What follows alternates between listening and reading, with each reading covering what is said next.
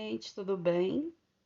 Hoje nós chegamos ao 10º capítulo do livro do Luciano Subirá, Graça Transformadora. O tema do capítulo é Obediência na Graça. E é algo bem polêmico, né? Porque muita gente pensa que na graça não precisa fazer nada, que a gente recebeu a graça de graça e não precisa obedecer, não precisa ter lei, não precisa ter nada, né? E aí ele fala com muita sabedoria dentro desse assunto, com muita base bíblica, e eu quero mostrar para vocês. Aí, gente, esse é o tema, tá? Do capítulo 10. Hoje nós chegamos na metade do livro, então faltam 10 dias para finalizar nosso propósito, porque esse livro tem 20 capítulos. O tema é obediência na graça e já começa com uma frase top aí do Martin Lloyd Jones, que é: se a graça que você recebeu não ajuda a guardar a lei, você não recebeu a graça. Ou seja, a graça não tira de você a necessidade da obediência, né? E aí ele fala isso com muita sabedoria nesse capítulo.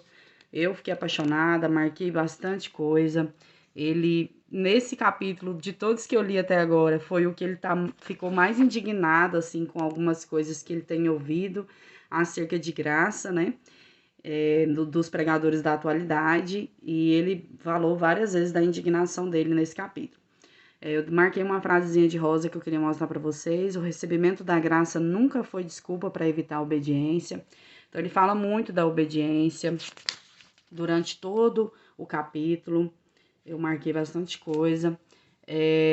Tem um versículo, né, que fala sobre que a fé sem obras é morta, e ele fala sobre isso e explica com uma sabedoria, meu Deus, porque sempre a gente tem aquela dúvida, né?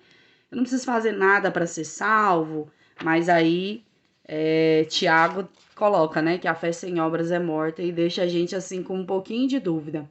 E aí ele explica isso com muita clareza nesse livro. Achei sensacional a forma que ele coloca, a essência da mudança, a definição de graça que ele deixa aqui no final. Portanto, a maior definição do que é graça é que ela veio para ser força capacitadora sem igual, que viabiliza o ser humano a obediência que antes havia sido impossível. Ou seja, ele já coloca isso desde o início do livro, que nós, seres humanos, nós somos impossíveis de obedecer à lei, de guardar toda a lei, né? O único ser humano que guardou toda a lei foi Jesus. Então, nós não íamos conseguir nunca. E a graça veio para nos empoderar a ser obedientes. Eu achei super interessante a forma que ele colocou, de uma forma clara, mas de uma forma top demais, né? Aqui ele fala sobre um pouco sobre maldição, resgatado da maldição. E aí, tô na graça, não tem mais maldição, não tem consequência de pecado. Qual que é a visão dele acerca disso? E eu gostei demais, até escrevi algumas coisas aqui que Deus falou comigo, mas eu marquei um trecho e quero ler para vocês aqui bem rapidinho para não ficar grande o vídeo, mas eu preciso ler porque isso aqui ficou muito top. Não podemos dicotomizar, ou seja, separar em duas partes, né, a fé e a obediência. Tampouco tentar dissociá-la do evangelho ou da salvação. Podemos comparar essa questão à das obras. A Bíblia diz: pois vocês são salvos pela graça, por meio da fé, e isso não vem de vós, é dom de Deus, não por obras para que ninguém se glorie. Logo, ninguém se atreveria a dizer que somos salvos pelas obras. No entanto, o versículo seguinte mostra que o assunto, em vez de encerrado, foi ampliado pelo apóstolo Paulo.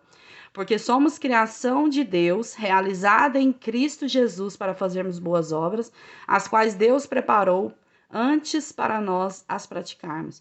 Portanto, é justo afirmar que não somos salvos pelas obras, mas salvos para as obras. Se elas não são o meio pelo qual a vida cristã se inicia, certamente farão parte dos passos a serem dados depois de passarmos pela porta da salvação.